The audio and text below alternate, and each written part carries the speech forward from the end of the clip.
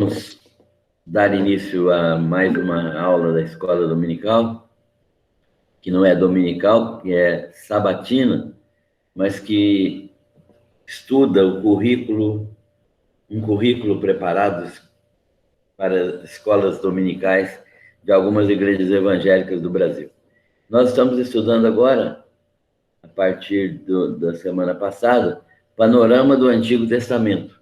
O objetivo desse estudo, o panorama do Antigo Testamento, é demonstrar o que a Bíblia é e conhecer melhor o que a Bíblia é e como a Bíblia fala centralizadamente a respeito de Jesus. Como Jesus é verdadeiramente o centro das Escrituras, tanto do Velho quanto do Novo Testamento.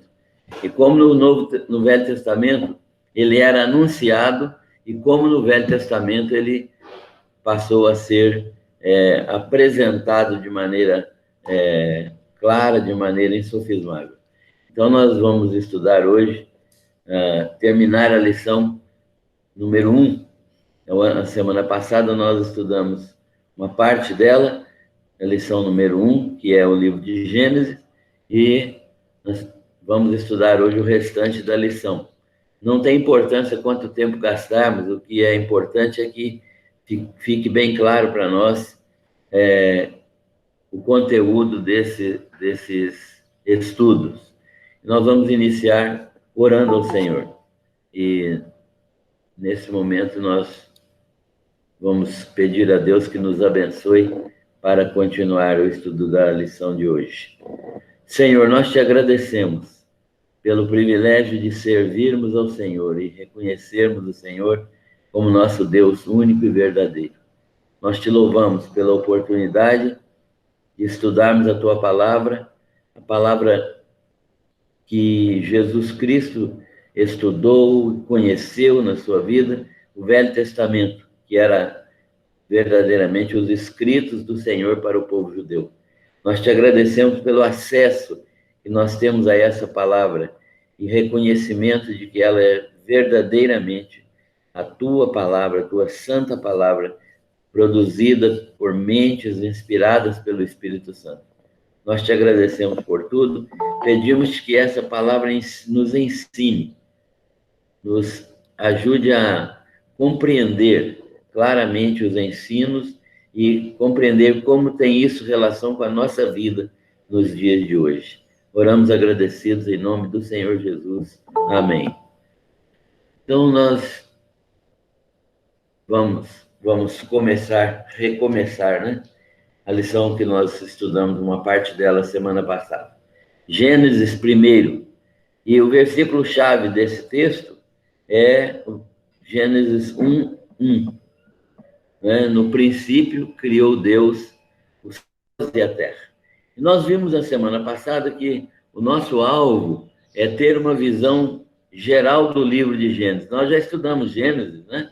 Acabamos de estudar Gênesis há 2 semanas, e é claro que nós já tivemos uma noção boa do livro de Gênesis, mas deste ponto de vista agora, nós vamos ter uma visão panorâmica.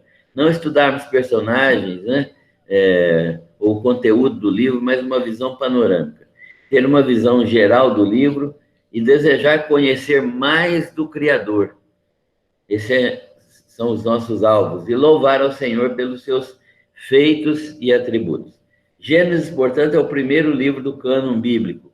Ele é chamado livro das origens e nos ensina como tudo começou. É um livro que, seminalmente, nos ajuda a compreender todos os princípios da teologia cristã. Todos os princípios teológicos do cristianismo são fundados no livro de Gênesis. Ele é o início da história que vai findar no Apocalipse. E é a história da humanidade, de Israel, da igreja, da salvação. Ele é um livro que fala de todas estas coisas, da ação soberana e graciosa de Deus e seu relacionamento com o ser humano, não é?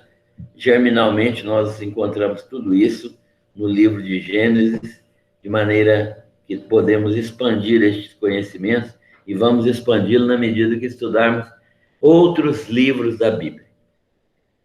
Uma visão panorâmica desse livro nos ensina que ele foi escrito por Moisés, aproximadamente em 1440 a.C., no deserto, escrito para o povo de Israel. Né? Moisés tinha saído com o povo do Egito, estava 40 anos passando pelo deserto, e no deserto ele escreveu para o povo de Israel. E nós encontramos, então, essa disposição no livro de Gênesis como o primeiro livro do Pentateuco, disposto de maneira ordenada. O relato de Moisés é um relato ordenado, começando da criação, chegando até a história de Israel e a entrada na Terra Prometida. Tudo isso correspondendo a um período aproximado de 1.500 anos, aproximadamente, mais até, um período aproximado de quase 2.000 anos, esse período que o livro de Gênesis cobre. E a criação, portanto, a queda, o dilúvio, a Torre de Babel, a chamada de Abraão e de sua família, a chamada de Abraão, de Isaac, de Jacó, de José, isso nos é revelado no livro de Gênesis. Então, o livro fala de todas estas ações de Deus soberanas e o seu relacionamento com as pessoas, com as coisas criadas. Então, Deus está falando a nós por meio deste livro. A grande ideia do livro, como nós falamos na semana passada, é a seguinte: Deus manifesta soberanamente o seu amor na criação do universo, dos seres vivos e do ser humano. Manifesta sua ação judicial contra o pecado e contra os pecadores. E escolhe um povo que será testemunha do seu agir na história, revelando-o às nações, para que as nações conheçam a Deus. Essa é a grande ideia do livro que nós vamos ver se desenvolvendo aí durante o estudo. Ele é um livro das origens, fala das origens do mundo, da raça humana, do casamento, do pecado, das cidades, da tecnologia, das nações e de Israel. Ele é um livro, então, que tem como pontos salientes a obra criadora de Deus, né? E tem outro ponto saliente, a existência do pecado e a queda do homem. Primeiro anúncio do Evangelho, né, lá em Gênesis 3,15. Um terceiro ponto saliente é a manifestação da graça de Deus, tanto nas ações criadoras de Deus, quando ele cria todas as coisas, como depois da manifestação da graça de Deus na desobediência de Adão, né? Quando Adão e Eva se desobedecem, Deus manifesta graça, porque não os mata, não os condena à morte imediatamente, mas é uma verdadeira ação graciosa de Deus, que ele condena Adão e Eva à morte, mas há um tempo entre a condenação e a morte de fato. A Jaqueline disse que não está ouvindo, tem que acionar o seu microfone, ele precisa ser acionado, e aí você poderá ouvir. Alguém poderia falar com a Jaqueline por telefone, para que ela pudesse acionar o microfone dela, né? Então, nós vamos ver a manifestação da graça de Deus, mesmo com a desobediência do homem. Deus manifestou-se graciosamente, e todos os homens pecaram, estão separados de Deus, mas Deus manifesta a sua graça na presença da sua criação, que é abençoadora, né? A graça de Deus comum, que é ministrada a todos os homens. O sol nasce sobre maus e bons, a chuva cai sobre justos e injustos, conforme o ensino de Jesus. Mas Deus não deixa de exercer juízo contra a humanidade pecadora. E o dilúvio foi uma demonstração disso, né? E a graça de Deus sendo manifesta também no chamamento de um novo começo, né? Deus começa novamente a humanidade a partir de nós. Então, as doutrinas mais importantes desse livro são, primeiro, Deus é criador, soberano e poderoso. O mesmo Deus cristão, o mesmo Deus que nós cremos, é o Deus de Gênesis, criador, poderoso, soberano. Faz aquilo que está planejado na sua mente eterna, na sua mente santa, e ele faz exatamente aquilo que ele planejou. Deus é único, é eterno, é pessoal, é relacional, contrariando aquelas correntes que nós falamos, né? Que negam a existência de Deus, como os ateus. O ateísmo nega a existência de Deus. O deísmo é uma doutrina que nega a imanência de Deus, como se Deus tivesse criado e abandonado a sua criação. O panteísmo revela que tudo é Deus, as árvores são Deus, os animais são Deus, os homens são deuses. Então, isso é negado por Gênesis. E o politeísmo, né, que diz que há muitos deuses, há centenas de outros deuses, todos iguais ao Deus Criador. Nós sabemos que isso não é verdadeiro, e o livro de Gênesis combate exatamente esse fato. Nós vamos encontrar no livro de Gênesis a doutrina demonstrando que Deus é único, é eterno, e fora dele não há Deus. Ele é um Deus pessoal, um Deus relacional, um Deus único, eterno, pessoal e relacional, criador, soberano e poderoso. Isso nós encontramos no livro de Gênesis, falando sobre o nosso Deus. Isso deve nos levar à adoração exclusiva de Deus, porque só há um Deus. E o nosso Deus não é um Deus apenas imanente, ele é um Deus transcendente, ou seja, Deus está acima de todas as coisas porque ele é diferente da criação, mas Deus está conosco, cuidando da criação e se relacionando com ela, porque ele é imanente, ou seja, ele zela da sua criação, ele cuida da sua criação. Não é como no deísmo, que diz que ele não está presente na sua criação. Nosso Deus se relaciona conosco, tem prazer em se relacionar conosco, e nós deveríamos aprender isso e ter prazer também em nos relacionarmos com Deus. E entender que é desejo de Deus se relacionar com suas criaturas. Por isso, ele nos criou a sua imagem e semelhança. O ser humano, segundo o livro de Gênesis, é diferente de todo o restante da criação, porque ele é o único ser criado que é capaz de se relacionar com Deus, e glória a Deus por isso, né? Nós somos capazes de nos relacionarmos com Deus. Muito bem. E uma outra doutrina que nós encontramos no livro de Gênesis é a doutrina do pecado, que causou a morte espiritual, a separação de Deus da sua criação especial, do ser humano, né? E levou à morte física e à morte espiritual. E nós encontramos também o remédio anunciado no Gênesis, a semente da mulher que esmagaria a cabeça da serpente. Nós já encontramos essa doutrina embrionariamente lá no livro de Gênesis, na relação de Deus com Adão e Eva. E nós encontramos, então, a formação de um povo exclusivo. Deus vai trazer a semente da mulher por meio de um povo exclusivo.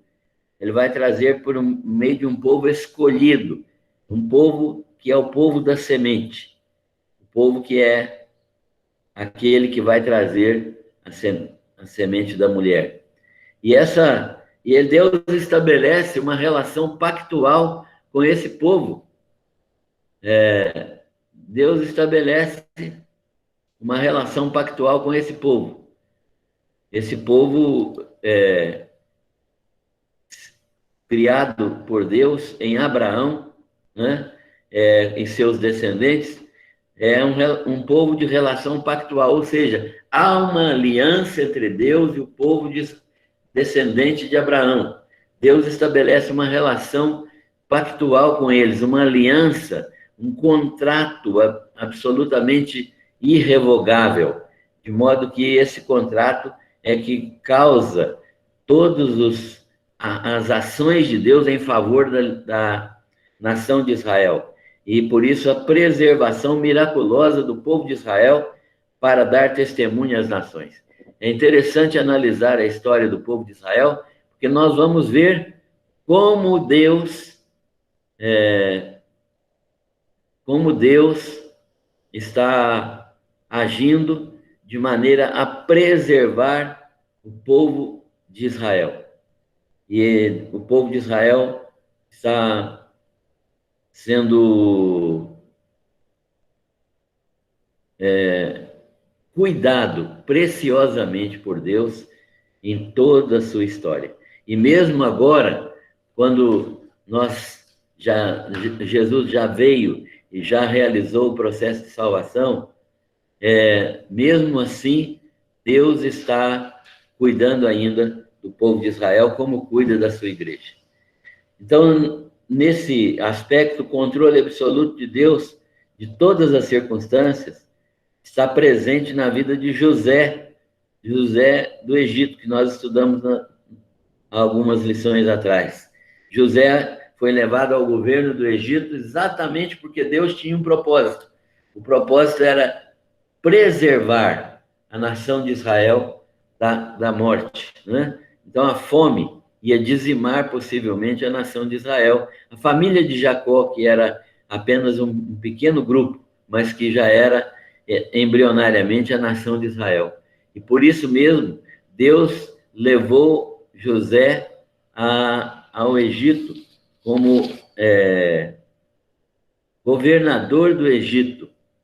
E aí, ali, José foi usado por Deus para preservar a nação de Israel. Mas vamos ver hoje, isso é um resumo do que foi dito, vamos ver hoje a relação que existe entre Gênesis e o Novo Testamento. Vamos ver o que o Novo Testamento e Gênesis têm em comum, porque nós precisamos entender essas relações. A primeira relação entre Gênesis e o Novo Testamento nós vamos encontrar em Mateus 19, de 3 a 9, e Marcos 10, de 7 a 8. Nestas duas passagens, que os irmãos podem ler depois, Mateus 19, de 3 a 9, e Marcos 10, de 7 a 8. Jesus está defendendo o princípio do casamento indissolúvel. E Jesus cita a passagem que está em Gênesis 1, 27 e 2, 24, né? Quando Jesus defende o casamento monogâmico, defende o casamento como instituição divina. Quando Deus une Adão e Eva e diz, né? Serão os dois uma só carne. E eles foram juntados até que a morte os separe. Esse princípio de casamento monogâmico, de casamento permanente, persistente, de casamento que não pode haver separação, né? O divórcio não é um plano de Deus, nem qualquer tipo de separação não é plano de Deus. Isso está em Gênesis, e Jesus utiliza-se dessa passagem de Gênesis para falar a mesma coisa, para dizer que o casamento é indissolúvel e que o casamento é monogâmico. Indissolúvel porque não pode ser terminado, só a morte separa. E monogâmico porque é um homem para uma mulher. E é heterossexual, um macho e uma fêmea, né? Então, qualquer outro tipo de relacionamento que pretenda constituir um casamento é fora do padrão da palavra de Deus, é fora do plano de Deus, e Deus não pode aceitar esta palavra como esta prática como palavra verdadeira dele.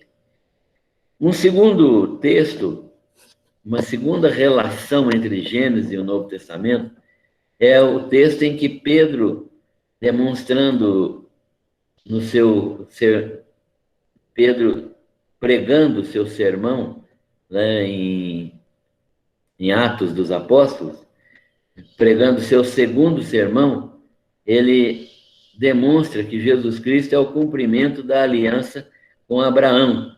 Né?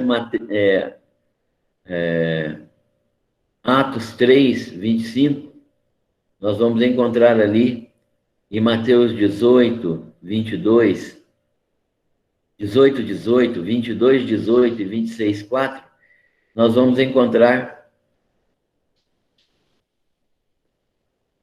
em Atos 3, versículo 25, vamos encontrar Pedro demonstrando no seu segundo sermão que Jesus Cristo é o cumprimento da aliança de Deus com Abraão. Nós encontramos isso em Gênesis 18, 18, desculpem, Gênesis 18, 18, 22, 18 e 26, 4. Quando Deus estabelece sua relação de aliança, de pacto inquebrável com Abraão, Isaac e Jacó. Então, essa passagem, Jesus cumpre as profecias do Antigo Testamento e as alianças feitas entre Deus e Abraão, Deus e Isaac e Deus e Jacó. Portanto, o Novo Testamento confirma essas alianças de Gênesis.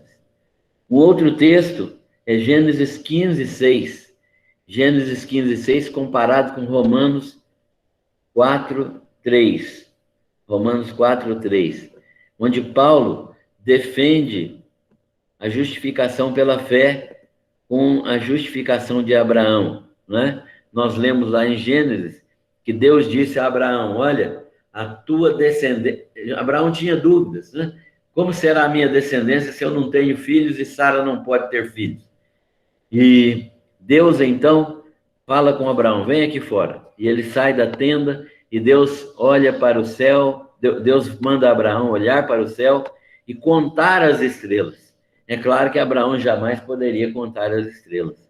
Então Deus diz a Abraão, olha, a tua descendência será como as estrelas do céu, então incontáveis como as estrelas do céu. E a Bíblia diz que creu Abraão em Deus, e isso lhe foi imputado como justiça. Ou seja, Deus justificou a Abraão porque Abraão creu, manifestou fé na palavra que Deus tinha dito que a descendência dele seria inumerável como as estrelas do céu. Paulo usa este assunto desta maneira, usa este texto como defendendo a justificação pela fé e condenando a tentativa de justificação pelas obras. Abraão, portanto,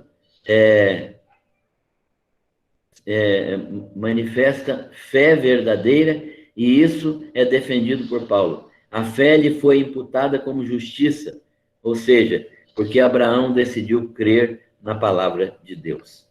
Isso também é uma evidência do texto de Gênesis confirmado no Novo Testamento. O terceiro texto, o quarto texto é o de Gênesis 2, 24, quando Paulo, utilizando esse texto de Gênesis 2, 24, em 1 Coríntios 6, 16, defende a necessidade de manter pureza sexual. Né? O texto de Gênesis nos mostra isso, né? Casamento monogâmico, heterossexual. Então, Paulo está demonstrando que há uma necessidade de manter pureza sexual, evitando prostituição. Porque quem se ajunta com a prostituta se torna uma só carne com ela, né? Quem se ajunta em prostituição com uma mulher ou com um homem, né? está constituindo uma só carne com essa pessoa. E uma só carne eu só posso constituir com quem eu sou casado. Isso significa que sexo fora do casamento é pecaminoso, é desagradável a Deus. Hoje em dia, até nos namoros dos membros das nossas igrejas, a prática sexual anterior ao casamento é normal. As pessoas não mais consideram isso como anormalidade, nem as igrejas consideram isso como pecado. Algum tempo atrás, um pastor aqui de Cacoal me perguntou o que é que eu achava dos relacionamentos de jovens antes do casamento e como é que resolvia isso. Eu falei que resolvia ensinando que isso era pecaminoso e disciplinando esses jovens e responsabilizando os pais. Mas ele disse, não, lá na minha igreja a gente resolve diferente, a gente casa as pessoas. Ora, isso é um absurdo, né? Porque vai casar só porque teve relacionamento sexual? Então, o certo seria orientar os jovens para não cometer isso, porque baseado apenas no relacionamento sexual, podemos estar casando pessoas que não eram para estar casadas, porque não era a vontade de Deus para aquele casal, não é? Poderia não ser a vontade de Deus. Mas Paulo está defendendo, então, a pureza sexual, a pureza antes do casamento e a pureza depois do casamento. E a pureza de um relacionamento que evite a prostituição. Muitos jovens defendem a impureza sexual porque dizem que o sexo foi feito por Deus para ser utilizado e eles são tentados, então eles vão e têm um relacionamento com prostituta. Isso não pode ser verdadeiro, porque muitos jovens mantêm pureza sexual. Então nós sabemos que a vontade de Deus é que não haja nenhum tipo de relacionamento pré-matrimonial. Isso está defendido por Paulo em 1 Coríntios 6,16 e está presente lá em Gênesis 2:24. Um outro texto de Gênesis 12:3, que é defendido por Paulo e demonstrado em Gálatas 3:8, né, que a fé de Abraão trouxe benefícios para todos, judeus como descendência física e crentes como gentios, né, que não são descendência física, mas descendência espiritual de Abraão, porque todos são alcançados pela promessa. Então, Paulo está defendendo aqui que a aliança feita entre Deus e Abraão abençoou os judeus como descendência física, mas como descendência espiritual, a nova aliança realizada em Jesus Cristo abençoa todos aqueles que pela fé se tornam descendentes de Abraão.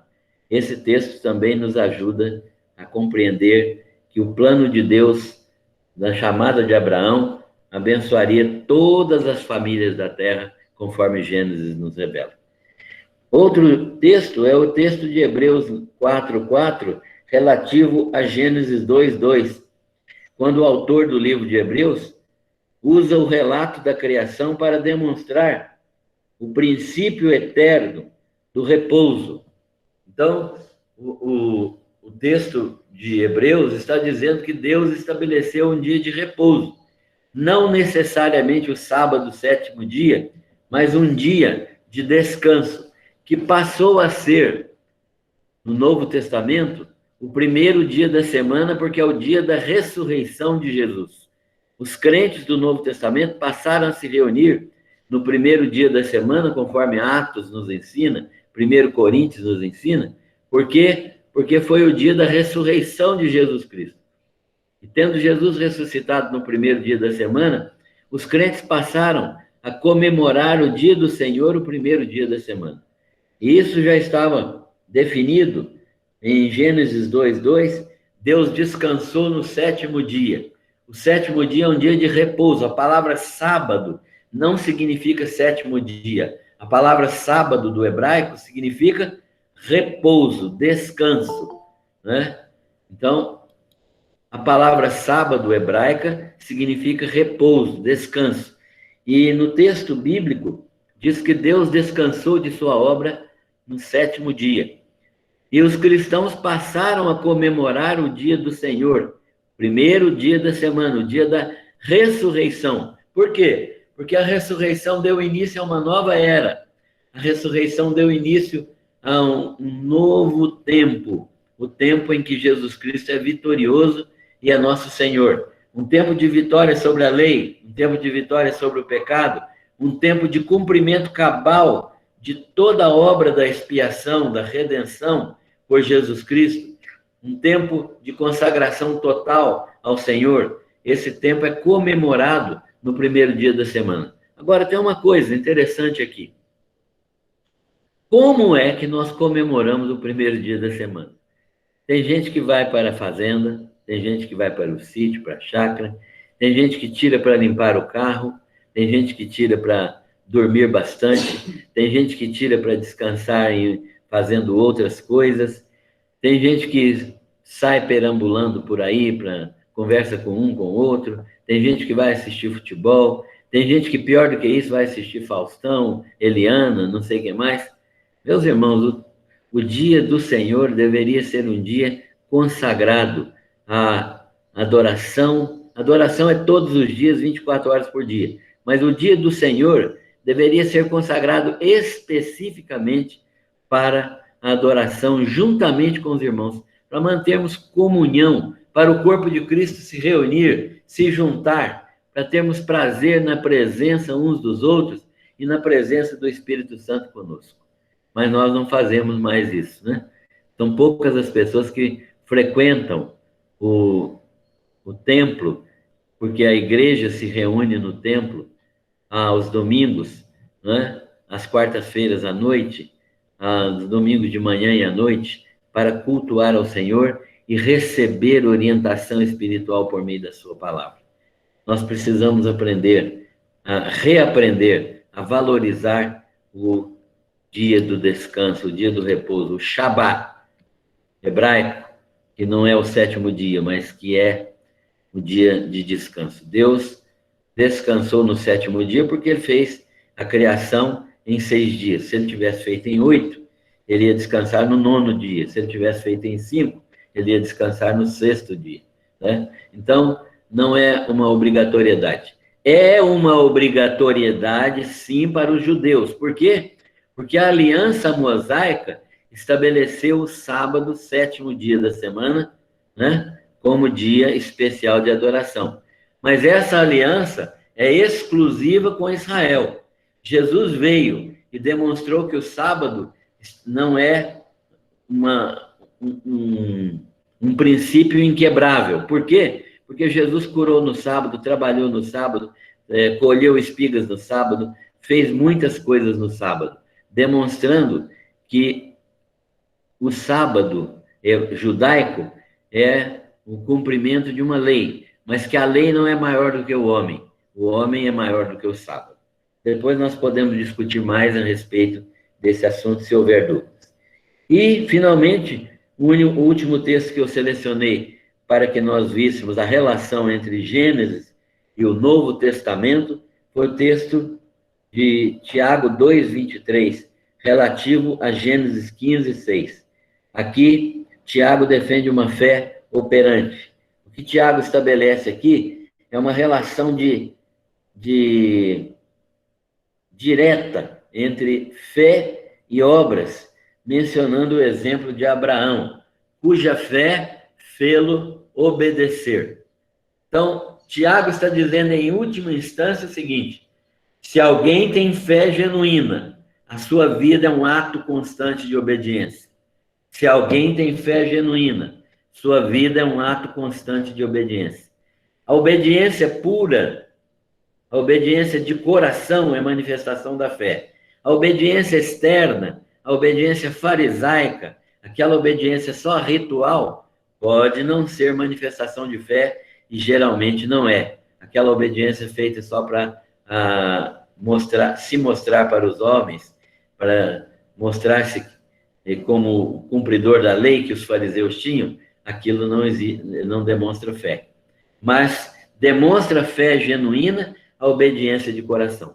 Foi isso que Jesus falou para os fariseus: olha, Bem profetizou Isaías a respeito de vós, dizendo: este povo, com efeito, honra-me com os lábios, mas o seu coração está longe de mim. Então, nós vimos, assim, alguns textos que demonstram uma relação direta entre Gênesis e os livros do Novo Testamento. Portanto, nós vemos, assim, uma perfeita correlação da palavra de Deus. Isso demonstra que a palavra de Deus é perfeita, que a palavra de Deus é completa, que é uma palavra que verdadeiramente tem nexo, tem relação, não está solta ao vento assim. É uma única palavra, de Gênesis ao Apocalipse, é uma única palavra, é uma palavra verdadeira e única. Não há duas palavras de Deus. Agora, em relação a isso, eu gostaria de fazer algumas perguntas, que são fundamentais para a nossa vida. Qual é a relação, a sua relação com Deus? Qual é a sua relação com Deus? Sua relação com Deus é de que jeito, né? Qual a sua relação com Deus e como é que ela se expressa na sua vida? Nós temos essa pergunta porque nós precisamos saber se a nossa relação com Deus é filial ou é apenas uma relação de criatura. Nós somos criaturas de Deus. Todos nós, todos os seres humanos são criatura de Deus. Mas os crentes foram tornados filhos pela relação de fé em Jesus Cristo. Pela graça sois salvos por meio da fé. Isso não vem de vós, é dom de Deus. Então nós precisamos entender claramente qual é o tipo de relação que nós temos com Deus. Se é uma relação de criaturas ou se é uma relação filial. Isso, em última instância, é perguntar qual é a nossa relação com Jesus Cristo. Se nós o conhecemos como Senhor e Salvador ou se não conhecemos. Isso é uma pergunta que cada um tem que responder. Segunda pergunta. Como você encara o pecado? Como você encara a relação sua com o pecado? Adão e Eva pecaram, morreram. Morreram espiritualmente. Passados muitos anos, morreram também fisicamente como consequência do pecado. Houve uma degeneração progressiva do ser até chegarem à morte. Isso acontece conosco também, porque a nossa salvação não impede os efeitos do pecado fisicamente. Fisicamente nós todos vamos morrer. Mas está garantida também a nossa ressurreição. E a ressurreição é garantida exclusivamente aos que têm uma relação filial com Deus. Somente aqueles de quem Deus é Pai, por meio de nosso Senhor Jesus Cristo. Portanto, a ressurreição para a glória, a ressurreição para nos tornarmos semelhantes a Jesus Cristo, é uma consequência da relação filial nossa com Deus. Nós precisamos entender isso. Você é filho de Deus e como você encara o pecado? O pecado é visto como algo maligno, como algo prejudicial, como algo que deve ser evitado, ou você acaricia o pecado, namora o pecado, flerta com o pecado? Isso precisa ser bem definido na nossa vida. E como você encara o pecado, tem uma consequência. Você vai estar debaixo da disciplina de Deus. Todos os que são pecadores perdidos sem Jesus estão debaixo do juízo de Deus, né? Já estão condenados. Mas os crentes estão debaixo da disciplina de Deus. E a disciplina de Deus vem para nos tratar, para nos abençoar, para nos fazer compreender que estamos errados e precisamos nos reconciliar com Deus. E, portanto, o juízo de Deus vem sobre os incrédulos e a disciplina de Deus vem sobre aqueles que são filhos. Nós precisamos também entender essa questão. Gênesis, portanto, é a base teológica sobre a qual se assenta a teologia bíblica. Esse é o livro de Gênesis. Agora, para refletir um pouco, nós precisamos finalmente fazer a comparação de Gênesis 1:1 com Apocalipse 21:1. Gênesis 1:1 diz assim: criou Deus os céus e a terra. No princípio criou Deus os céus e a terra era sem forma e vazia. Apocalipse 21:1 diz o seguinte: viu um novo céu e uma nova terra, uma nova criação, onde na cidade santa, na Nova Jerusalém, Deus fará tabernáculo com os homens, ou seja, Deus irá morar com os homens. Olha que diferença, né? O início da história e o fim da história. Nós precisamos fazer essa comparação. E devemos refletir em alguns aspectos. Primeiro, em Gênesis 6, nós encontramos um personagem interessante. Noé se destacou em sua geração. Por quê? Como Enoque, que andava em justiça diante de Deus. Assim como Enoque, Deus o tomou para si, Noé também se destacou por andar com Deus. E Deus o separou para reconstituir a humanidade. Eu e você poderíamos fazer o mesmo? Noé se destacou em sua geração por andar com Deus. Será que nós poderíamos fazer o mesmo? Como que você é conhecido na sua geração? As pessoas podem dizer, como diziam de Noé, Noé é um homem justo e anda com Deus. As pessoas podem falar isso para uns para os outros da nossa vida. Irmãos, isso é muito importante. As pessoas não leem Bíblia, mas elas olham para a nossa vida. E a nossa vida precisa demonstrar a presença de Deus. Em Gênesis 12, nós temos mais alguma coisa para refletir. Abraão, ainda chamado Abrão, andou em obediência a Deus sem questionar. Abraão não ficou discutindo com Deus, né? Assim, Abraão obedeceu a Deus sem questionar. Deus falou com Abraão: sai da tua terra e da tua parentela, vai para um lugar que eu te mostrarei. Deus ordenou a Abraão e Abraão simplesmente obedeceu. Para a gente pensar, como tem sido a nossa disposição de obedecer a Deus? Nós questionamos primeiro, discutimos primeiro, ou obedecemos imediatamente, sem reserva?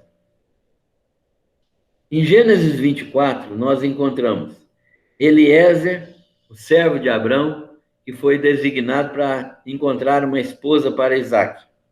Ele orou pedindo a Deus orientação para a escolha da noiva de Isaque. Orou pedindo a Deus orientação para escolher a noiva de Isaque. Como eu e você tomamos decisões? Será que nós nos preocupamos com aquilo que Deus quer? Uma outra coisa aqui nesse texto. Abraão tinha preocupação com o casamento de seu filho. Nós nos preocupamos com o casamento dos nossos filhos ou dos nossos netos? Nós orientamos os nossos filhos a buscarem a vontade de Deus no seu casamento? Gênesis 35 tem um outro texto interessante. Deus chama Jacó para ter comunhão com ele. Deus se relaciona com Jacó e fala com Jacó que vai constituir dele um povo para ter relação direta com ele, com Deus, né? Deus chama Jacó para ter comunhão com ele. Isso está em Gênesis 35, de 1 a 14. E nós, temos dedicado tempo para estar com Deus? Deus quer ter comunhão conosco? É claro que quer. Por isso ele mandou Jesus como o mediador dessa possibilidade de comunhão. Se Jesus é o mediador dessa possibilidade de comunhão, Isso significa que Deus está constantemente querendo ter comunhão conosco. Como que nós temos feito? Temos dedicado tempo para estar em comunhão com Deus? Ou gastamos o nosso tempo em todas as outras atividades e não temos comunhão com Deus? Gênesis 37 é um outro texto para refletir. O que aconteceu em Gênesis 37? José submeteu-se ao propósito de Deus. Qualquer pessoa no lugar de José, sendo perseguido em casa, sendo vendido para uma caravana de mercadores, sendo agredido verbalmente na casa de Potifar, sendo preso, ficando na prisão por muitos anos, diria o quê? Teria que tipo de atitude, de reação? José se submeteu aos propósitos de Deus. Nós não vemos na história de José nenhum momento de reclamação. Ele tinha consciência clara que os planos de Deus são perfeitos para as nossas vidas. Nós também precisamos ter consciência clara da perfeição dos planos de Deus para as nossas vidas.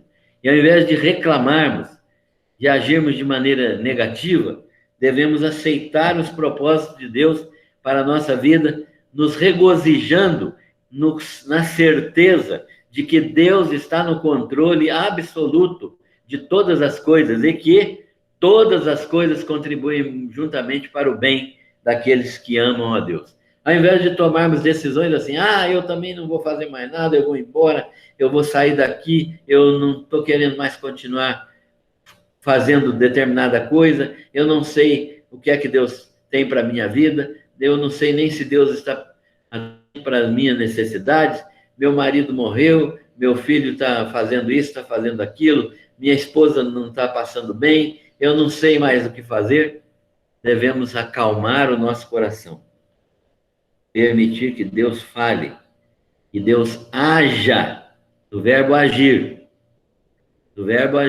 né? Haja na nossa vida, controlando as nossas circunstâncias, agindo de maneira confiante, fazendo aquilo que está para fazer e não nos preocupando com aquilo que ainda virá a ser feito.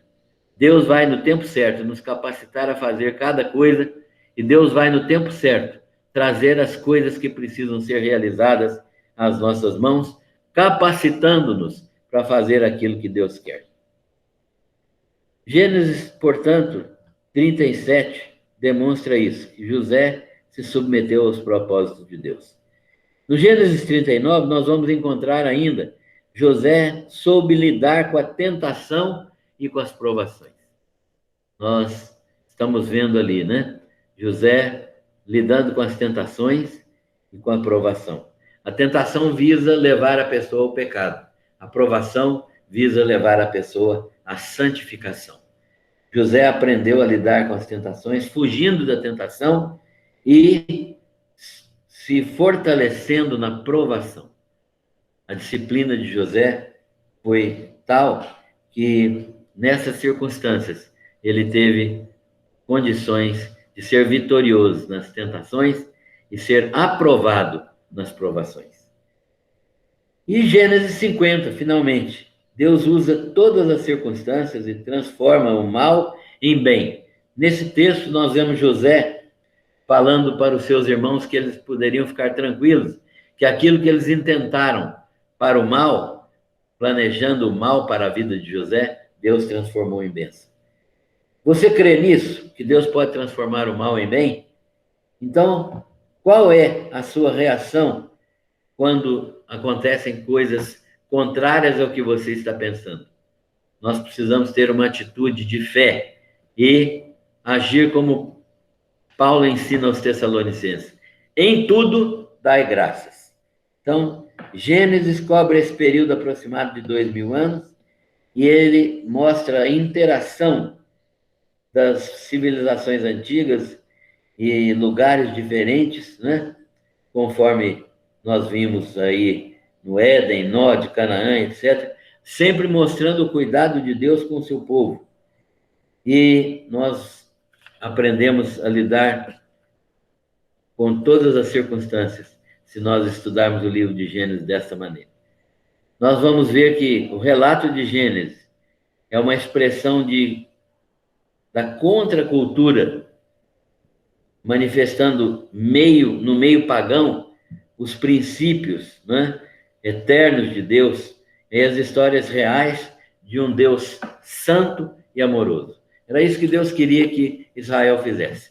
No meio completamente cheio de contrastes, no meio completamente cheio de paganismo, né, no meio em que a cultura era completamente diferente da cultura que Deus estabeleceu para Israel, Deus queria que Israel compreendesse exatamente todas estas coisas. Principalmente, que Deus está no controle de tudo e que o seu propósito vai ser cumprido na vida daqueles que o temem. E Deus vai cumprir o seu propósito de trazer, por meio de Israel, a semente da mulher, que é também semente de Abraão. Este é um resumo do livro de Gênesis e uma demonstração da ligação entre Gênesis e a nossa vida, entre Gênesis e o Novo Testamento, demonstrando como a Bíblia é única, como a palavra de Deus é única. De Gênesis a Apocalipse é um único livro, apesar de serem 66. E em todos eles nós vamos encontrar a figura central de Jesus Cristo, norteando a história bíblica, norteando a história da humanidade e trazendo todas as bênçãos da nova aliança, da aliança que Deus fez não mais com Abraão, exclusivamente com o povo de Israel, mas com Abraão e com todos os descendentes de Abraão pela fé, aqueles que são crentes, como Abraão foi crente no Senhor Jesus. Que Deus nos abençoe para compreendermos cada vez mais a sua palavra, mas que estas lições, né, que nós levantamos aqui possam ser lições práticas para a nossa vida. Noé se destacou em sua geração. Eu e você podemos fazer o mesmo. Abraão andou em obediência a Deus sem questionar. Deus quer que nós também tenhamos a mesma disposição de obedecer. Eliezer orou a Deus pedindo orientação para a escolha da noiva de Isaac. Como é que eu e você tomamos as nossas decisões e como é que eu e você nos preocupamos com o casamento dos nossos filhos? Jacó foi chamado por Deus para ter comunhão. Deus quer que nós tenhamos tempo dedicado a Ele para estar em comunhão com Ele. José se submeteu aos propósitos de Deus e nós precisamos ter consciência que os planos de Deus são perfeitos para nossas vidas e darmos graça por isso. José também soube lidar com a tentação e com a provação. A tentação, ele fugindo dela, fugiu do pecado. E a provação foi usada por Deus para a santificação e preparação de José para novas etapas da sua vida. E nós precisamos ter experiência com Deus nessa circunstância. E Deus usa todas as circunstâncias transformando o mal em bem, porque todas as coisas contribuem para o bem dos que amam a Deus. Você crê nisso? Qual é, então, a sua reação quando acontecem coisas negativas? Nós precisamos aprender a, em tudo, dar graças. Deus abençoe a todos. Vamos passar agora a compartilhar com os irmãos e irmãs para ouvirmos testemunhos, para ouvirmos concordância, discordância, para tirarmos alguma dúvida que tenha ficado. Está aberta a nossa sessão. Marcelo.